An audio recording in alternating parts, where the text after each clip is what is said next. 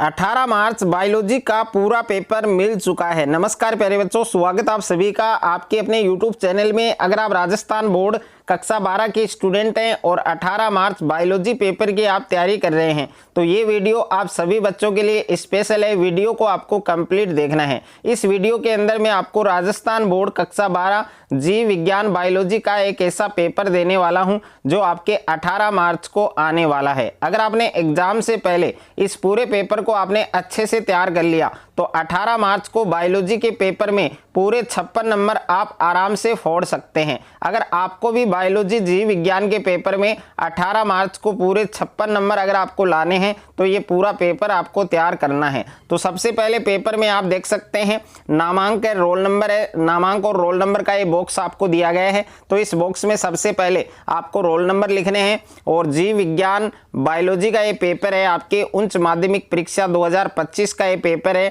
जो आपके 18 मार्च को होने वाला है। अगर आप भी बायोलॉजी के पेपर में 18 मार्च को पूरे 56 नंबर अगर आपको लाना है, पूरे 56 नंबर अगर आपको फोड़ने हैं तो ये पूरा पेपर आपको तैयार करना है। समय है, जो टाइम है वो आपको 3 घंटे 15 मिनट का दिया गया है। तो पूरा पेपर इस वीडियो के अंदर आपको मिलेगा, तो वीडियो को आपको कंप्लीट देखना है। सबसे पहले आपको निर्देश दिए गए हैं। परीक्षार्थी सर्वप्रथम अपने प्रश्न पत्र पर नामांक है, रोल नंबर है वो जरूर लिखें। और दूसरा निर्देश है कि सभी प्रश्न करने अनिवार्य हैं। तीसरा निर्देश है कि प्रत्येक प्रश्न का उत्तर दी गई उत्तर पुस्तिका में लिखें। तो पूरा पेपर आपको इस वीडियो के अंदर मिलेगा, तो वीडियो को आपको एंड तक देखना है। सबसे पहले पेपर में आपको सेक्शन ए दिया गया है और सेक्शन ए में प्रश्न संख्या 1 है आपके बहुविकल्पी प्रश्न। निम्नलिखित प्रश्नों के उत्तर का सही विकल्प चुनकर उत्तर है वो आपको उत्तर पुस्तिका में लिखना है। तो इसमें पहला प्रश्न आपको दे रखा है कि पुष्पों की खेती से क्या तात्पर्य है। तो ए ऑप्शन में दे रखा है फ्लोरिकल्चर और बी ऑप्शन में दे रखा है एपीकल्चर,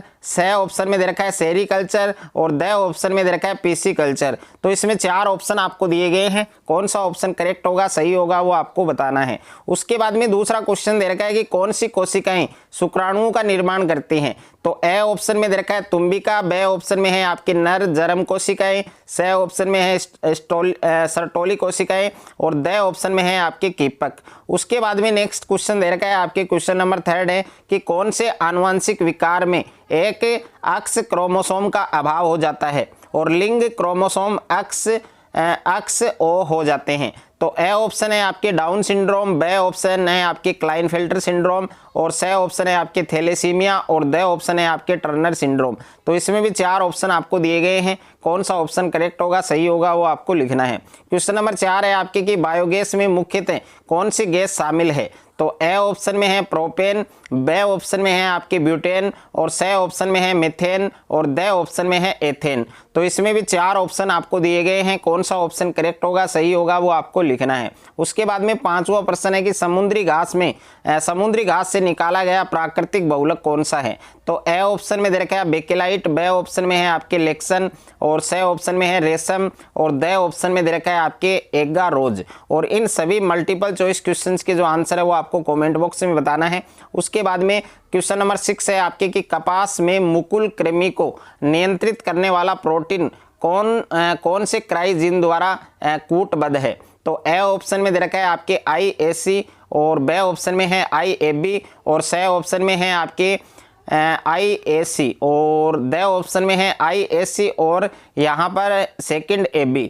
उसके बाद में देखिए नेक्स्ट है आपके क्वेश्चन नंबर 7 दे रखा है कि उस जाति के व्यष्टि से जो दी गई समय अवधि के दौरान आवास में कहीं और से आए क्या कहलाते हैं। तो ए ऑप्शन में है जन्म दर, बी ऑप्शन में दे रखा है आपके मृत्यु दर, सी ऑप्शन में है आप्रवासन और डी ऑप्शन में है आपके उत्प्रवासन। उसके बाद में नेक्स्ट है आपके क्वेश्चन नंबर 8 आपको दे रखा है कि समुद्र में जैव मात्रा या भार के पिरामिड कौन सी अवस्था में व्यक्त होते हैं। तो ए ऑप्शन है आपके प्राय उल्टे, बी ऑप्शन है आपके सदैव उल्टे और सी ऑप्शन है सदैव खड़े और डी ऑप्शन है प्राय खड़े। तो इसमें भी 4 ऑप्शन आपको दिए गए हैं। कौन सा ऑप्शन करेक्ट होगा, सही होगा, वो आपको लिखना है। क्वेश्चन नंबर 9 है, निम्नलिखित में से कौन से संरक्षण प्रकार से संकटापन्न जातियों को उनके प्राकृतिक आवास में सुरक्षित रखा जाता है? तो ए ऑप्शन है आपके इन विवो, बे ऑप्शन है आपके स्वस्थानीय और स ऑप्शन है आपके पूर्व स्थानीय और द ऑप्शन है बाह्य स्थानीय। तो इसमें भी 4 विकल्प आपको दिए गए हैं, कौन सा विकल्प करेक्ट होगा, सही होगा, वो आपको लिखना है। उसके बाद में नेक्स्ट है आपके क्वेश्चन नंबर 10 है कि फ्यूरिन नाइट्रोजनी क्षार है। तो ए ऑप्शन में है साइटोसिन, बे ऑप्शन में है एडेनिन और स ऑप्शन में है यूरेसिल और द ऑप्शन में है थाइमिन। उसके बाद में नेक्स्ट है आपके क्वेश्चन नंबर 11 आपको दे रखा है कि निम्नलिखित में से कौन सा प्राणी अग्रपाद की अस्थियों में समानता नहीं दर्शाता? तो ए ऑप्शन है व्हेल, बे ऑप्शन है चमगादड़, स ऑप्शन है चीता और द ऑप्शन है आपके ऑक्टोपस। उसके बाद में नेक्स्ट है क्वेश्चन नंबर 12 आपको दे रखा है कि प्रोटोजोअन जो अतिसार का रोग कारक है। तो ए ऑप्शन है एमीबा, बे ऑप्शन है आपके एस्केरिस और स ऑप्शन है आपके फाइलेरियाई कृमि और द ऑप्शन है प्लाज्मोडियम। उसके बाद में नेक्स्ट है आपके क्वेश्चन नंबर 13 आपको दे रखा है कि कौन सी पारस्परिक क्रिया में एक जाति को लाभ होता है और दूसरी को न हानि और न लाभ होता है? तो ए ऑप्शन है स्पर्धा, बे ऑप्शन है परजीविता, स ऑप्शन है सहभोजिता और द ऑप्शन है सहोपकारिता। तो इसमें भी 4 विकल्प आपको दिए गए हैं। उसके बाद में क्वेश्चन नंबर 14 है आपके कि पारिस्थितिकी तंत्र की शब्दावली में हरे पादप को क्या कहा जाता है? तो ए ऑप्शन है उत्पादक, बे ऑप्शन है प्राथमिक उपभोक्ता, स ऑप्शन है द्वितीयक उपभोक्ता और द ऑप्शन है आपके अपघटक। तो ये भी आपके करेक्ट है, इसमें कौन सा ऑप्शन सही होगा वो आपको लिखना है। उसके बाद में क्वेश्चन नंबर 15 है कि यौन संचारित रोग का उदाहरण है। तो ए ऑप्शन है हेपेटाइटिस ए और बे ऑप्शन है हेपेटाइटिस ई और स ऑप्शन है आपके मधुमेह और द ऑप्शन है सुजाक। उसके बाद में अगला प्रश्न दे रखा है, प्रश्न संख्या 16 है आपके कि सर्वप्रथम कितने जैव विविधता हॉटस्पॉट चिन्हित किए गए थे? तो ए ऑप्शन है 23, बे ऑप्शन है 24 और स ऑप्शन है 25 और द ऑप्शन है आपके 26। तो इसका भी करेक्ट आंसर आपको कमेंट बॉक्स में बताना है। उसके बाद में दूसरा प्रश्न दे रखा है आपके कि रिक्त स्थानों की पूर्ति कीजिए। तो पहला प्रश्न है आपके कि परागकण मात्र कोशिका में अर्धसूत्री विभाजन द्वारा लघु बीजाणुओं के निर्माण की जो प्रक्रिया है उसको क्या कहते हैं, वो आपको इस रिक्त स्थान में लिखना है। उसके बाद में दूसरा प्रश्न दे रखा है आपके कि अंडोत्सर्ग किस हार्मोन के द्वारा प्रेरित होता है। और तीसरा प्रश्न है कि अजनकीय जीन संयोजनों के उत्पादन को क्या कहा जाता है। और 4 नंबर प्रश्न है कि रामापिथिकस अधिकतम जैसे थे। तो इस रिक्त स्थान में क्या आएगा वो आपको फिल करना है। 5वां है रिक्त स्थान दे रखा है डीएनए को भीतर विशिष्ट स्थलों पर काटते हैं। और उसके बाद में 6ठा प्रश्न दे रखा है आपके कि किसी क्षेत्र की जैव विविधता की हानि से पादप उत्पादकता और रिक्त स्थान है। तो इस रिक्त स्थान में क्या आएगा वो आपको फिल करना है। 7वां प्रश्न है सूत्रकृमि मिल्वाडेगाइन और इनकॉग्निशिया और रिक्त स्थान के पौधों की जड़ों को संक्रमित कर उसकी पैदावार को काफ़ी कम कर देता है। और उसके बाद में अगला प्रश्न है आपके 8वां प्रश्न है कि जो रोग एक व्यक्ति से दूसरे में आसानी से संचारित हो सकते हैं उन्हें कहते हैं।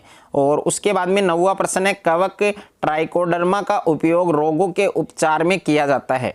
और 10वां प्रश्न है डीएनए के एकल क्षार युग्म के परिवर्तन को जन्म देते हैं। तो इन सभी रिक्त स्थानों की आपको पूर्ति करनी है। उसके बाद में तीसरा प्रश्न दे रखा है आपके कि निम्नलिखित प्रश्नों के उत्तर एक शब्द में या एक पंक्ति में दीजिए। तो इसमें पहला प्रश्न है माता से IA एलील व पिता से IB एलील प्राप्त करने वाली संतति का जो रुधिर वर्ग है वो कौन सा होगा। और दूसरा प्रश्न है आपके सेकंड क्वेश्चन दे रखा है कि हिस्टोन अष्टक को परिभाषित कीजिए। तीसरा प्रश्न है कि अभिसारी विकास से क्या तात्पर्य है। और 4 नंबर प्रश्न है जैव सूचना विज्ञान क्या है। और 5वां प्रश्न है कि होमो हेबिलस मानव की जीवन शैली का एक उदाहरण दीजिए। और 6ठा प्रश्न है मानव में कौन से जीवाणु से टाइफाइड ज्वर होता है, वो आपको लिखना है। और उसके बाद में 7वां प्रश्न है जैव उर्वरकों के 2 उदाहरण लिखिए। 8वां प्रश्न है सेब में पुष्प का कौन सा भाग फल का निर्माण करता है, वो आपको बताना है। उसके बाद में खंड ब है, सेक्शन बी है। और सेक्शन बी में सभी प्रश्न आपके लघुत्तरीय प्रश्न है। और इन सभी प्रश्नों के जो उत्तर है वो आपको 50 शब्दों में देने हैं। तो 4 नंबर प्रश्न है कि संवाहक में क्लोनिंग करने हेतु किसी एक विशेषता को लिखिए। पांचवा प्रश्न है चिकित्सा में जैव प्रौद्योगिकी के कोई एक उपयोग है वो आपको बताना है। और नेक्स्ट है आपके क्वेश्चन नंबर 6 आपको दे रखा है कि द्विनिषेचन यानी दोहरा निषेचन है उसको समझाइए। और 7वां प्रश्न है कि किन्हीं 3 अंतःगर्भाशय युक्तियों के नाम लिखिए। 8वां प्रश्न है कि अपूर्ण प्रभाविता को एक उदाहरण के द्वारा समझाइए। और उसके बाद में 9वां प्रश्न दे रखा है आपके कि जलवाहित रोगों की रोकथाम है उसके उपाय समझाइए। और 10वां प्रश्न है जैव विविधता की अक्षति के कोई एक कारक है वो उस एक कारक को समझाना है। 11वां प्रश्न है परजीवी जंतु की रोगों के अध्ययन में क्या भूमिका है वो भूमिका आपको समझानी है। और 12वां प्रश्न दे रखा है कि एक प्रारूपी प्रत्यय बीजांड है उसका नामांकित चित्र बनाइए। और 13वां प्रश्न है आपके कि एक संकर क्रॉस का आरेखीय चित्र है वो आपको बनाना है। और क्वेश्चन नंबर 14 है आपके कि बायोगैस संयंत्र का नामांकित चित्र बनाइए।